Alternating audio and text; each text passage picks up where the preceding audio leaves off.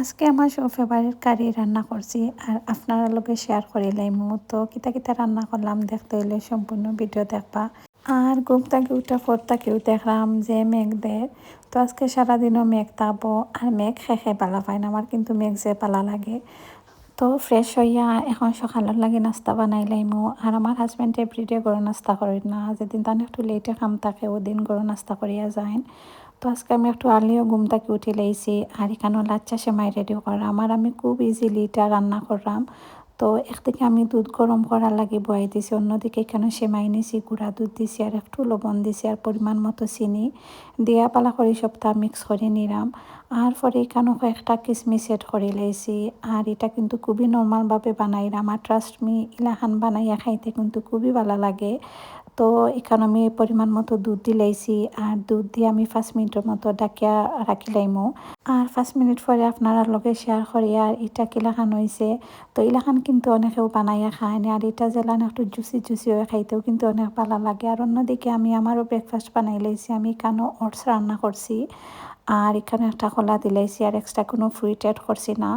তো ব্রেকফাস্ট শেষ করিয়া লাঞ্চের লাগে সপ্তাহ রেডি করি লাইরাম। তো আজকে এখানেও উড়ি রান্না করবো।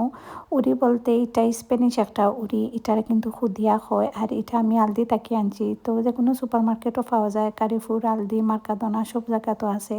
আর এটা কিন্তু আমি প্রায় সময় রান্না করিয়া খাই, আমার কাছে ভালো লাগে। চিকেন বা গরুর মাংস দিয়ে রান্না করলে খাইতে ভালো লাগে। তো এখানে স্পিনাকা শাকও রেডি করে রাখছি আর গরু মাংস আর উড়ি দিয়ে রান্না করবো। তো উড়িও খাটি লাইছি আর এটার কিন্তু খুদিয়া হয়। তো আমি জাস্ট নর্মালি উড়িও কইরাম। তো যেহেতু উড়ির মতো দেখতে, তো এখানেও টমেটো, রসুন, কাঁচামরিচ আর মাছের ডিমও ক্লিন করে রাখছি, ধনিয়া পাতা নিছি আর খাটা পেঁয়াজ খাটিয়া রাখছি। আর অন্যদিকে ফাবি মাছও ক্লিন করিয়া রাখছি আর আবার পেঁয়াজও ব্লান্ডার করছি। তো ফাবি মাছ ব্লান্ডার পেঁয়াজ দিয়ে রান্না করলে বেশি ভালো হয়। তো আসলে দেখবা রান্না করতে কিন্তু বেশি সময় লাগে না, কাটাকুটি করতেও কিন্তু বেশি সময় যায় কি। আর আজকে স্পিনাকা শাক আমি ফরাসর বিচি দিয়ে রান্না করবো, আর এগুলা দেশের ফরাসর বিচি। তো দেশ থেকে আইতে সময় আনছিলাম, তো এগুলা শুকনা বিচি যার লাগে আগে থেকেও আমি পানি দিয়ে ভিজাইয়া রাখছি। তো সপ্তাহ কাটাকুটি শেষ আর এখন আমি রান্না বয়াই দিলাম। আর প্রথমেও আমি গরু মাংস রান্না করবো। তো এখানেও আমি খাটে পেঁয়াজ দিছি, লগে ব্লান্ডার পেঁয়াজও দিছি আর আদা রসুন বাটা দিয়া গরু মাংস দিলাইছি। তো মাংস দিয়ে আমি একটু সময় রান্না করবো। তো মাংস থেকে ফানি বার হইব আর ফানি বার হইলে পরে আমি সব ধরনের মশলা দিমু। তো অন্যদিকে ফাবি মাছ রান্না করার লাগি কানো তেল দিলাইছি আর পরে রসুন দিছি। তো মাছের মাঝে আমি একটু রসুন দিলে আমার কাছে ভালো লাগে। আর এখানেও ব্লান্ডার পেঁয়াজ দিলাইলাম। তো পেঁয়াজ দিয়া বালা করি পেঁয়াজ বাজিয়া নিলাম আর পরে হলুদ গুঁড়া, মরিচ গুঁড়া সব ধরনের গুঁড়া মশলা দিলাইছি। দিয়া বালা করে মশলা কষাইয়া নিমু আর মাছ একবারে লাস্টে দিয়া দিমু। তো ফাবি মাছ একটু নরম মাছ তার লাগিয়ে একবারে মশলা কষাইয়া পরে মাছ এড করমু। আর অন্যদিকে গরু মাংস থেকে পানিও বার হয়ে গেছে। তো এইদিকে ফাবি মাছের মশলা কষানি দিলাইছি আর অন্যদিকে গরু মাংস তখন আমি সব ধরনের মশলা এড করি লাইমু। তো নর্মাল যেগুলা রেগুলার মশলা আমরা ইউজ করি মাংসর মাঝে ওগুলাও দিছি। তো আজকে আমি কোনো তেজপাতা, দালচিনি বা এলাচি তা কিছু এড করছি না। আর আমি এগুলো আসলে খুব কম এড করি, তো মাঝে মাঝে দেই। আর আমার কাছে অত বেশি ভালো লাগে না, স্মেল যা লাগে আমি দেই না। তো মশলা দিয়া বালা করে কষাই আনিছি আর একটু পানি দিলাইছি বালা করে সিদ্ধ হওয়ার লাগে। আর গরু মাংস সিদ্ধ হইতে একটু সময় লাগবো। অন্যদিকে ফাবি মাছের মশলাও বাজ হয়ে গেছে আর একটু টমেটো দিলাইছি।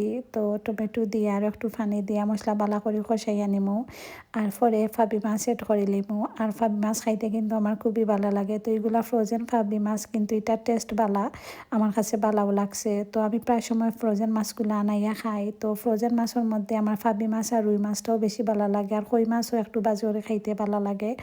তো এখানেও ফাবি মাছ দিয়া 5 মিনিটের মতো রান্না করমু আর পরে জুলও লাগে পানি দিলাইমু। আর বেশি জুল দিতাম না, একটু বুনা বুনা জুল জুল ওলান টাইপ রান্না করমু। তো এখানেও পানি দিলাইছি আর 10 মিনিটের মতো একদম মিডিয়াম ফ্লেমও রান্না করমু। আর অন্যদিকে মাংসও সিদ্ধ হয়ে গেছে আর এখন আমি দিলাইছি উড়ি।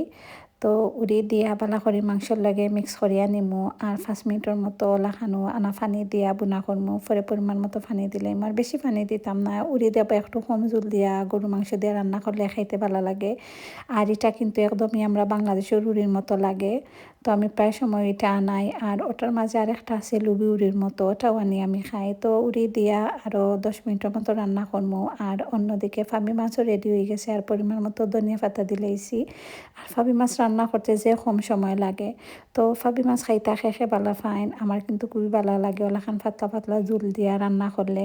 তো এখন শাক রান্না করিলাইমু, তো শাক রান্না করার লাগে তাওয়ার মাঝে একদম কম তেল দিছি, বেশি দিছি না। আর পরে একটু রসুন দিছি আর পেঁয়াজ দিছি, পরে ফরাসর বিচি দিলাইছি আর দিয়ে একটু লবণ দিছি আর কালারও লাগে একটু হলুদ দিছি। তো শাকের মাঝে অনেকে হলুদ দেয় না বা স্কিপ করেন, আমি জাস্ট একটু সুন্দর কালারও লাগে হলুদ দিলাম।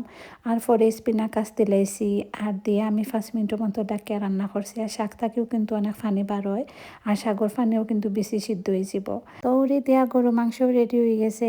আর এখন আমি মাছের ডিম রান্না করি লাইমু, আর এটা আজকে আমি একটু বাজির লাখান করমু। তো মাছের ডিম দিয়া টেঙ্গা খাইতেও কিন্তু ভালো লাগে, খেয়ে খাইছেন অবশ্যই কমেন্ট করিয়া জানাইবা। আর আজকে আমি রুই মাছের ডিম রান্না করলাম। তো প্যানের মাঝে তেল দিলাম আর দিয়া আমি কাটা পেঁয়াজ দিছি আর একটু লবণ দিছি। তো পেঁয়াজ বালা করে বাজি আনিমু। আর অন্যদিকে শাক রান্নাও প্রায় হয়ে গেছে। তো পেঁয়াজের মাঝে আমি টমেটো দিছি আর সব ধরনের মশলা দিয়া বালা করে মশলা কষাই আনিমু। আর শাক রান্না হয়ে গেছে। আর এখন আমি শাক রান্না নামাই লাইরাম। আর এই শাকটা ইলা খান ফরাসর বিচি বা যে কোনো বিচি দিয়া রান্না করিয়া খাইতে কিন্তু যে ভালো লাগে, এটা কিন্তু কদু পাতা শাকের মতো লাগে। তো মাছের ডিমর লাগে মশলা কষানি হয়ে গেছে। আর মাছের ডিম দেওয়াই গেলে আমি মাছের ডিম দিয়ে একটু বালা করে নাড়তে থাকবো, আর নাইলে ডিম বাদে দলা বাদি যায়।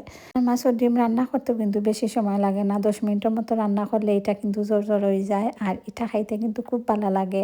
আর লগে যদি মাছ ভাজি থাকায় তাইলে তো আর কোনো কথা নাই। তো আজকে আর আমি মাছ ভাজি করছি না, জাস্ট মাছের ডিমও রান্না করছি। তো আপনারা খাইলা খান মাছের ডিম রান্না করিয়া খাইন অবশ্যই কমেন্ট করিয়া জানাইবা। আর মাছের ডিম দিয়া কিন্তু বড়া বানাইলেও খাইতে ভালো লাগে।